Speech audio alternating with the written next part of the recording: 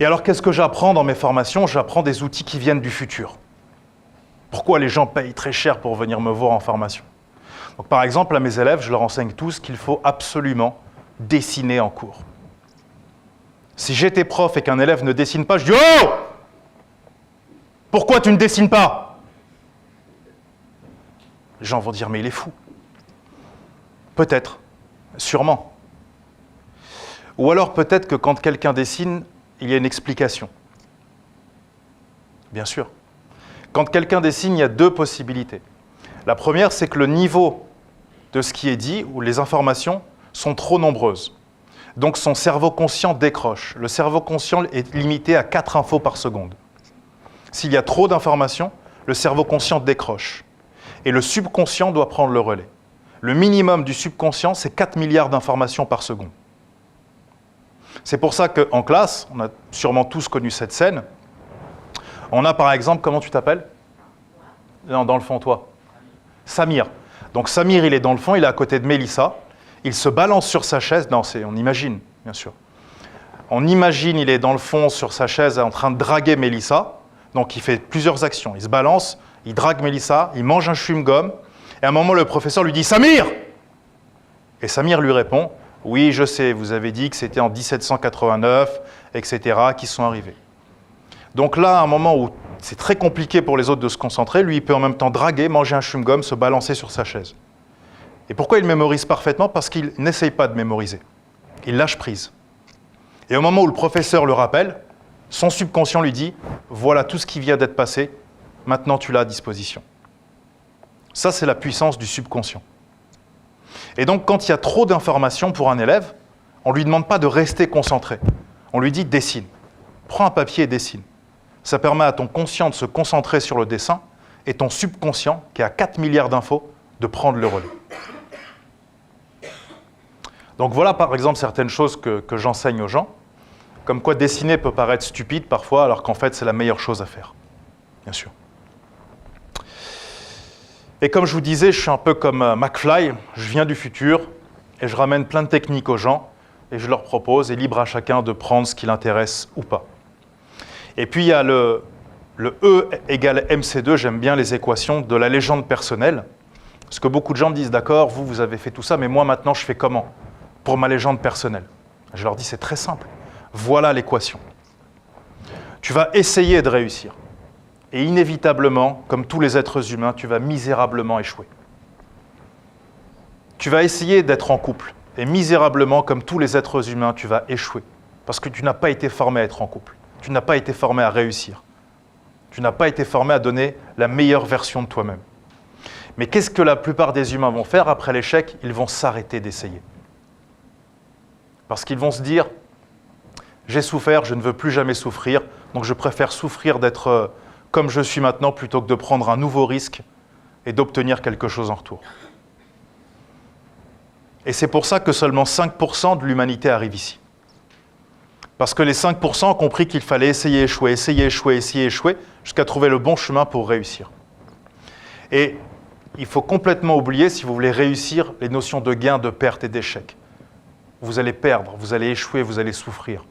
Et comme 95% de l'humanité n'est pas prêt à ça, si vous le faites, vous allez obtenir ce que seulement 5% de l'humanité obtient. En termes de réussite, en termes d'argent, en termes de potentiel intellectuel, etc. Et les étapes, je vous les ai écrites. Donc la première étape, la plus importante quand on est jeune, c'est de chercher quel est ton pouvoir. Parce que tout le monde a un pouvoir dans cette pièce. Chercher son pouvoir sans compétences techniques, ça demande 10 ans. Une fois que tu as trouvé ton... évidemment, tu vas échouer. Donc chercher son pouvoir, ça peut être se dire, moi je veux faire du rap. Je veux être un rappeur. Donc, par exemple, moi j'ai voulu être rappeur à une époque. Et puis après, le rap me plaisait plus, donc j'ai fait du slam. Vous connaissez tous le slam? Voilà. Et j'ai été champion de France de slam. Et puis après, ça ne me plaisait plus. J'ai écrit des livres. Et puis, de fil en aiguille. Donc au début, je pensais que c'était le rap, la vérité. Et puis ensuite, le slam. Et puis ensuite, l'écriture. Et aujourd'hui, j'écris. Mais peut-être que ce n'est pas la vérité ultime. C'est pour ça que tu dois chercher ton pouvoir, chercher encore, trouver ton pouvoir, et ensuite transmettre ton pouvoir aux autres. Donc si quelqu'un est passionné par le rap, qu'il a fait un album, il a fait tout ça, la meilleure chose maintenant, c'est de faire des concerts. Et puis ensuite des ateliers d'écriture. C'est ça sa légende personnelle. Si quelqu'un est entrepreneur qui sait gagner des millions, c'est facile pour lui de gagner des millions.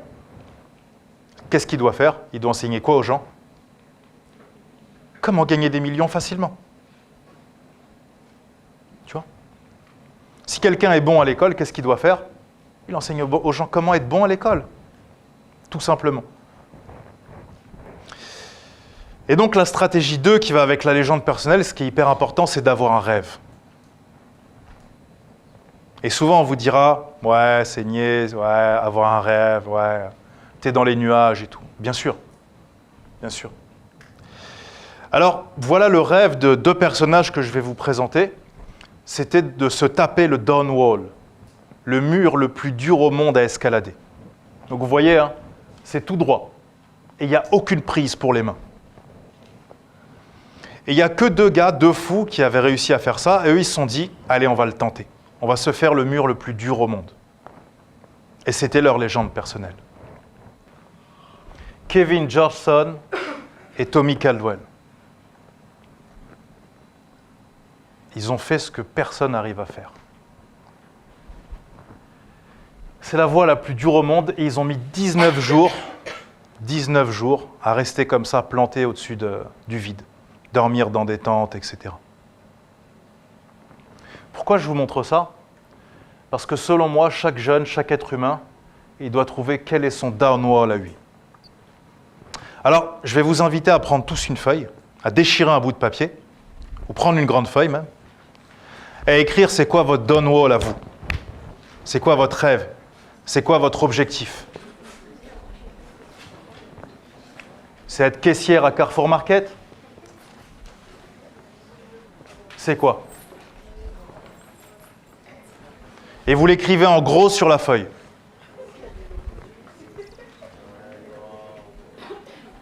Et sur cette autre feuille, vous allez marquer, si jamais ça ne fonctionne pas, si vous n'y arrivez pas, si vous échouez, qu'est-ce que vous allez faire? Vous allez travailler à Orly, à Roissy, bagagiste, vous allez faire chauffeur Uber, caissière à Carrefour Market, votre plan B en fait. Imaginez quelqu'un qui monte dans un taxi, il appelle un taxi, il monte dans le taxi lui dit on va où? Il dit ouais, je sais pas. Il dit mais je peux pas t'emmener si tu sais pas. Il dit non, roule, vas-y roule, on va voir. Si votre père il est chauffeur de taxi qui vous raconte ça quand il rentre le soir, et tu dis après, on a roulé pendant des heures, et il disait rien, non, il regardait par la fenêtre, il était content. Vous dites quoi de cette personne? Il est stupide, il va monter dans un taxi, c'est pas où il va. Ça c'est juste un taxi. Ça c'est juste un taxi. Imaginez quelqu'un, il ne sait pas où il va dans sa vie. Donc vous avez tous écrit votre rêve et votre plan B, n'est-ce pas? Super.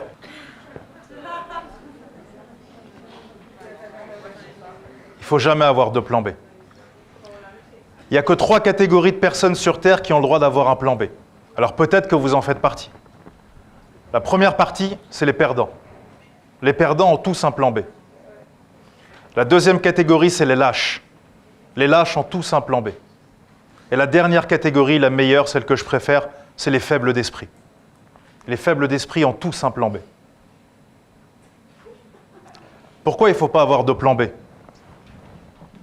Alors il y a un livre que vous avez sûrement tous lu, puisque c'est un des 10 classiques de l'humanité, qui s'appelle L'art de la guerre de Sun Tzu. Vous connaissez Sun Tzu? Dans son livre, Sun Tzu explique que quand on prend d'assaut un village et qu'on encercle les villageois, on doit toujours laisser une petite issue pour qu'ils puissent s'échapper. Et beaucoup d'empereurs lui disaient « Mais pourquoi tu fais ça ?» Et c'est vrai qu'il se rendait compte qu'à chaque fois qu'il faisait ça, il gagnait la guerre. À chaque fois qu'il encerclait un château, il laissait une petite issue. Un village, il laissait une issue. Et c'est vrai qu'à chaque fois, l'armée gagnait.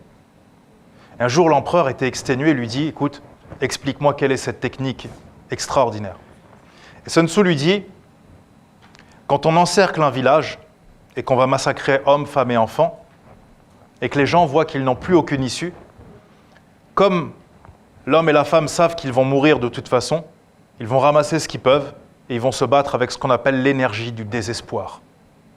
Et à ce moment-là, une simple femme ou un seul homme peut combattre 10 samouraïs et lui tout seul. Parce qu'il a l'énergie du désespoir. Et il veut en tuer le plus possible ou essayer au maximum de sauver son enfant, sa femme et ses voisins. Mais si tu laisses une issue, certains s'échappent, certains hésitent et tu crées de la confusion. Donc si tu veux gagner la guerre, tu dois toujours laisser une issue aux gens. Le cerveau, c'est la même chose que la guerre. Si tu laisses une issue dans ton cerveau et que tu te dis « Allez, je fais mon ONG, ouais, mais au cas où ça ne marche pas, je fais quoi ? Bah, je vais reprendre la cuisine, bah, je vais faire ça. Ouais, non, après, je ferai ça, de toute façon. » Qu'est-ce que tu es en train de faire dans ton cerveau ? La même chose que Sun Tzu fait dans un village. Tu crées une faille. Et cette faille t'empêche de te battre avec l'énergie du désespoir. C'est-à-dire qu'une fois que tu as trouvé ton downwall, oublie tout le reste. Oublie tout le reste. Et conquiert ton downwall. C'est la seule et unique chose que tu as à faire. Et ça nous amène à la stratégie 3, la stratégie du choix. Imaginez que vous montez maintenant dans un taxi et vous lui dites « Bon, je vais aller à Paris, à Nantes, à Roubaix, à Rennes, à Lyon, à Reims et à Lille. » S'il s'en fout, il peut vous dire « Très bien, par où on commence ?» Vous dites « Ah, ça, je ne sais pas. » Il veut dire « Moi, de toute façon, je veux bien faire toutes les villes, mais il faut que je sache par où commencer. » Vous dites « Ah, j'ai aucune idée. Je n'ai pas réfléchi à ça. » Si vous dites à votre cerveau « Ouais, je veux être rappeur. Ouais, mais non, parce que je veux faire ça. Et maintenant, je veux faire ça. » C'est comme si vous dites à un taxi « Je veux aller partout. » À la fin, il ira nulle part. C'est pour ça qu'un downwall, il en faut un. Il n'en faut pas 40, il n'en faut pas 20. Si tu as décidé d'être quelque chose, fais-le. Va jusqu'au bout. Si ça se trouve, c'est n'importe quoi. Mais au moins, tu auras essayé. Mais si tu n'essayes pas, ou si tu restes à courir plein de lièvres à la fois, à la fin, tu n'en attraperas aucun. Et il y a des gens, j'aime beaucoup ce profil de personnalité, il y a des gens, ils ont toujours des projets. Ils ont plein de projets tout le temps. Ils ont un projet par là, ils ont une idée, ils changent tous les jours. Et moi, j'appelle ça des brasseurs d'air professionnels. Ils brassent de l'air. Ça fait beaucoup de mouvements, ça fait beaucoup de bruit, ça parle beaucoup, mais ça ne fait rien du tout. Et donc, ces gens-là, ce que je les invite à faire, c'est, il y a un endroit où ils seront bien, c'est travailler dans les climatiseurs. Tout ce qui est climatisation. Comme ils brassent de l'air, dans la climatisation, ils seront à l'aise. Ça leur rappellera leur vraie nature, les brasseurs d'air. Quand on leur demandera pourquoi ils travaillent dans la clim, et moi j'ai brassé de l'air toute ma vie, moi. Que parler, je bouge à gauche, à droite. Donc c'était ce qui me convenait le mieux. Un mec, il est venu un jour à Laval, il m'a dit, donc j'ai fait climatisation. C'est un choix qu'on respecte. Et on doit se poser la question de savoir, est-ce que dans la vie, sur Terre, dans les 6 milliards d'êtres humains, est-ce que je veux être un apport, je veux apporter quelque chose, ou je veux être un ajout? J'ai beaucoup de jeunes qui viennent et me disent « Ouais, moi je veux vers ceci. Et quand je serai là-bas, tac, je vais faire ça, je vais gratter, je vais... » Alors, quand tu vas dans un milieu, que ce soit l'humanitaire, le rap game ou ce que tu as envie, si tu viens pour prendre, tu as perdu d'avance. Les seuls qui gagnent, c'est ceux qui viennent pour apporter quelque chose. Steve Jobs, il n'est pas venu pour devenir milliardaire, il s'en foutait. Il avait une idée. Michel-Ange, il n'est pas venu pour devenir le peintre le plus célèbre au monde. Il avait une idée. Il était fou de peinture. Tu vois ? Donc si tu viens pour apporter, là, il peut se passer des choses miraculeuses. Mais si tu veux juste être un ajout, prends cette décision d'être juste un ajout. Mais il faut que tu fasses ce choix. Est-ce que dans l'humanité, je veux être un apport ? Ou est-ce que je veux juste être un ajout ? Ça me suffit à moi.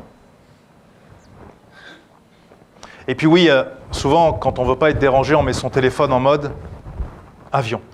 Il y a des gens, leur life, elle est en mode avion. Et ils ne captent rien.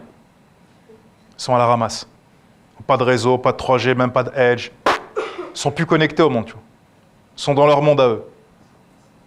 Et dans ton monde à toi, tu as quoi? Tu as les photos qui sont déjà là, tu as les applications qui marchent sans rien, mais le reste du monde, tu n'es pas connecté. Et ça, c'est un choix. Tu peux décider ça, si tu as envie d'être tranquille. Mais si tu as envie d'être en mode guerre, en mode légende personnelle, en mode je conquiers le monde, et que tu es en mode avion, ça ne peut pas fonctionner. Donc tout ça, c'est des choix. Et moi, je respecte les deux. J'ai un grand respect pour les deux. Je préfère quelqu'un qui me dit, écoute-moi, ma life, je n'ai pas envie de me prendre la tête, je suis en mode avion. Tranquille. Plutôt que quelqu'un qui me dit, ouais, moi, je suis en mode guerre et tout. Et en vrai, quand je regarde ses actions, les actions d'un mec qui est en mode avion. Ça n'a aucun sens. Au moins, le premier, il est aligné avec ses valeurs et ses principes. Et alors moi, j'ai beaucoup de gens qui me disent « Ouais, moi, je vais devenir millionnaire, tac, truc. » Ah ouais, génial. Donc, levez la main dans cette salle, si je devais vous faire choisir, qui veut devenir pauvre? Vraiment, c'est un mesquine, il n'a pas d'oseille, il ouvre le frigo, ses gosses, il n'y a rien à manger, ils sont habillés avec des vieux vêtements à la ramasse. Levez la main, celui qui va être un pauvre. Personne. Et si je vous dis j'avais une baguette magique, je peux vous transformer en millionnaire, levez la main ceux qui veulent devenir millionnaire. Voilà, simplement, tu vois. Voilà, tu vois. Madame, non, pas millionnaire, ça ne vous intéresse pas. Entre deux. Ouais, c'est trop millionnaire pour elle, elle a dit ouais, non, on se calme. 500 000 euros, ça va, ça me suffit. Tranquille. Millionnaire ou pauvre? Une fois, j'ai un ami qui est parti dans un groupe de réflexion et il travaille sur Internet, comme moi, il vend ses formations sur Internet. Et puis, il voulait acheter un outil à 5 000 $. Et pour lui et moi, c'était énorme, 5 000 $. Et il a parlé avec une femme aux États-Unis qui travaillait dans des cliniques. Et puis, elle est partie voir des mentors, des coachs et tout ça. Ils lui ont dit, mais attendez, vous êtes brillante. Vous êtes enfermée dans des cliniques avec des gens médiocres. Ouvrez votre propre clinique. Elle a dit, non, j'y arriverai jamais. Donc, elle avait plein de croyances limitantes. Et puis, un jour, elle s'est lancée. Elle a ouvert sa clinique et aujourd'hui, c'est une des meilleures cliniques aux États-Unis. Bien sûr. Et elle est millionnaire, mais elle s'en fout. Elle n'a pas fait ça pour être millionnaire. Elle a fait ça parce qu'elle veut aider les gens. C'est elle-même qui a choisi le mobilier pour chaque chambre. Vous voyez, elle est dans un niveau de détail. Et donc, mon ami a une séance de coaching avec elle.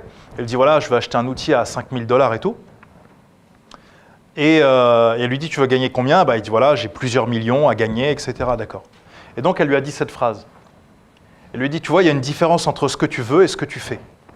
Tu veux des millions, et ce que tu fais, c'est, tu veux que des petits outils gratuits sur Internet, des petits trucs. Tu n'es pas prêt à payer 5 000 $. Ça ne peut pas marcher. Il faut qu'il n'y ait aucune différence entre ce que tu veux et ce que tu fais. Et ensuite, il lui a dit, juste pour m'expliquer concrètement, donc qu'est-ce que je dois faire? Et elle lui a dit cette phrase magnifique. Elle lui dit, tu vois, tu as des objectifs qui sont comme ça, et tu as des actions qui sont comme ça. Donc, tu as deux possibilités. Soit tu descends tes objectifs au niveau de tes actions, des petites actions, donc des petits objectifs, donc une petite vie. Soit tu veux des grands objectifs, et à ce moment-là, il te faut des grandes actions. Il te faut te lever très tôt, il te faut des outils à 5 000 $, il te faut te former, il te faut retourner à l'école, etc., etc. Et moi, je vois beaucoup de gens, ils ont des projets comme ça. Mais quand tu regardes leurs actions, certains ont des actions comme ça. D'autres, tu regardes, il n'y a même pas d'action, en fait. Il n'y a même pas d'action. Il va devenir footballeur, il va devenir, je ne sais pas quoi, mais il n'y a rien, en fait, du tout. Il fait que parler. Et il devrait, comme l'autre, travailler dans les climatiseurs. Alors, on va voir ensuite qu'il y a deux types de prophéties. Les prophéties autoréalisantes et les prophéties autodestructrices. Et c'est celle que je préfère. Les gens qui s'autodétruisent. Qu'est-ce que c'est bon? Qu'est-ce que c'est beau à voir? Ça ou du patinage artistique, pour moi, c'est du même niveau.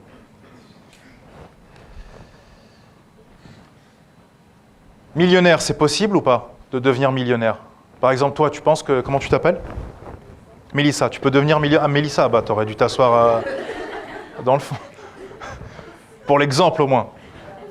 Tu peux devenir millionnaire comme ça en 1-2 ans ou non? Là, c'est chaud pour l'instant. Ok. Quelqu'un pense que c'est impossible pour lui, il dit non, moi, là, maintenant, là, c'est mort. De toute façon, toi, quelqu'un d'autre?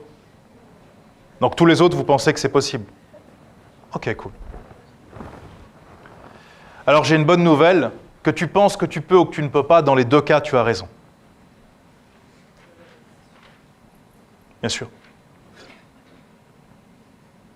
Pourquoi? Exactement, ouais. Si tu penses que tu es un abruti ou qu'on t'a dit que tu es un abruti et que tu le crois, oui, tu vas être un abruti. Ouais. Mais si tu penses que tu es un génie et que peu importe ce qu'on va te dire, tu as décidé que tu seras un génie, il est fort probable que tu le deviennes. Après, chacun appelle ça comme il a envie, mais en effet, oui. Et donc que tu penses que tu es un génie ou un abruti, en effet, encore une fois, dans les deux cas, tu as raison. Donc quand tu penses que tu peux devenir millionnaire ou pas, et millionnaire est un exemple comme un autre, dans les deux cas, tu as raison. Et c'est ta croyance qui va définir sûrement ce qui va t'arriver. Et donc nous, on va chercher quels sont les types de croyances. Parce que ce qui va nous intéresser, c'est d'avoir le bon type de croyance. Juste avant, vous avez tous noté sur un papier votre plan B. En tout cas, certains l'ont noté. Donc vous pouvez jeter ce plan B, puisqu'il n'y a pas de plan B. Allez-y, jetez-le. Vous le prenez comme ça et vous le jetez sur la scène par terre. Là, je suis très sérieux. Voilà. Voilà, super. Tout simplement, en fait. Puisqu'il n'y a pas de plan B.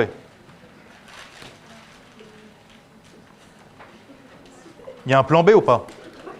Il n'y a pas de plan B. Non. Voilà, tout simplement. Tout simplement.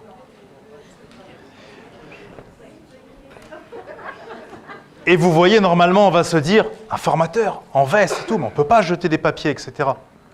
Qui a dit qu'on ne peut pas? Qui? Il est où? Il habite où? Comment il s'appelle? Personne? Donc c'est une croyance. Attention, surtout, ne passe pas à l'action après cette vidéo. Non, surtout reste dans l'ombre et continue de priver le monde de ta lumière.